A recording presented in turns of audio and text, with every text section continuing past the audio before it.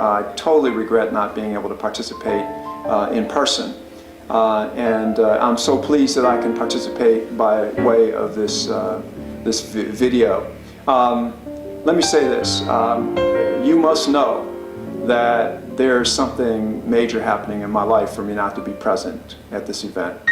And let me share what that is. I'm not present because we're providing my father with an 80th surprise birthday party. And my father at age 80 shouldn't be here. By all statistics, he should have died at 67 years of age as a black man in America. And considering what he's overcome, that probably certainly should have been the case.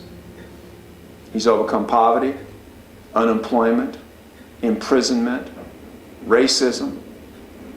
He's seen two of his sons, he's lost two of his sons to drugs and disease.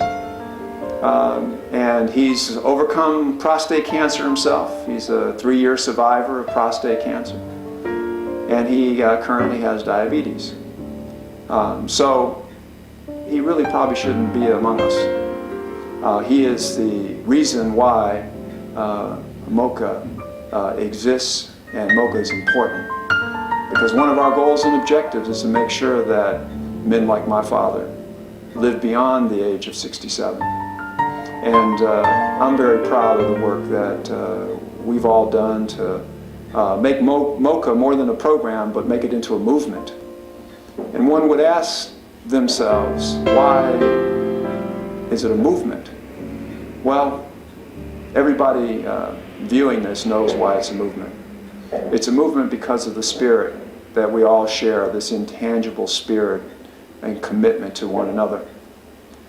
If I were to describe MOCHA, I would say it is a movement of men and supporting women that took on the challenge of the disparities that exist for men of color, and found a way to join hands and struggle against those challenges. And ultimately, we began the process, because we've got lots of work still to do, we began the process of making a difference, starting at first with us, men talking to men. The first credit should be given to Frank Robinson. Frank went to a meeting in Boston and came back to Springfield and said, James, there's going to be an RFP released in about 6 months or so, and the Massachusetts Department of Public Health wants to take on community health and to find ways to eliminate the disparities among men of color. You know, they're following a particular model. And I would encourage you and some other organizations in the city of Springfield to get together and begin to put together an application. Well, Steve Botkin from Men's Resources International and I began to meet with James Arena, and we cultivated a strategy, a concept, shared that concept with Frank. Frank thought it was you know, in the right direction.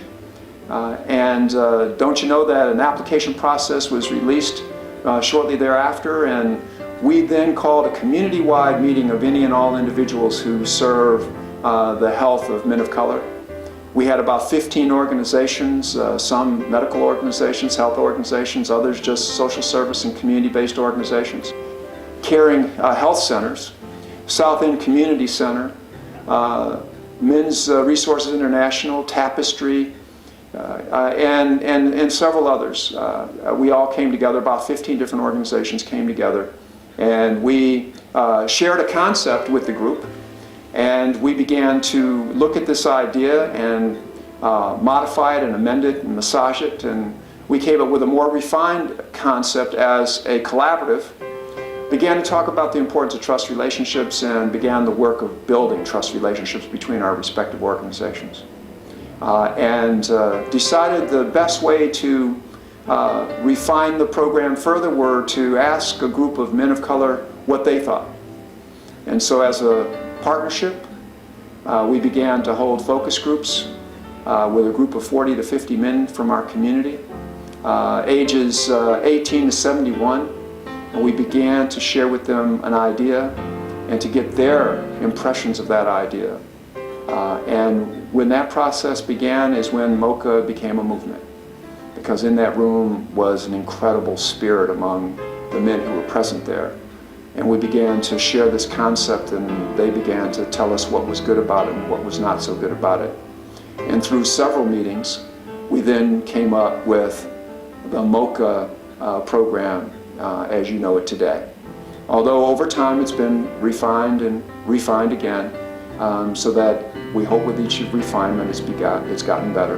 But the program that in essence is in place is one that came out of those meetings among those 40 to 50 men of color.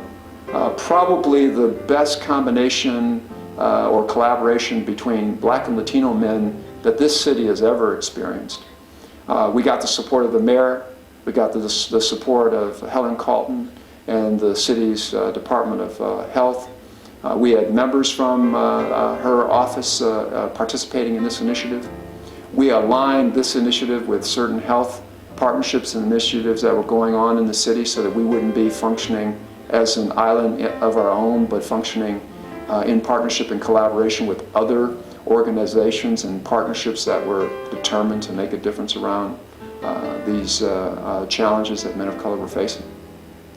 And ultimately, we are here today to focus on prostate health in particular, but we're also here to celebrate this movement, its successes, and to dream about its future. And we think that this is an appropriate time for us to do this, approximately 2 years after we started, almost to the date. So MOCHA men and the women who support it, thank you for allowing me to participate in this great opportunity and to celebrate MOCHA as I'm sure you will today.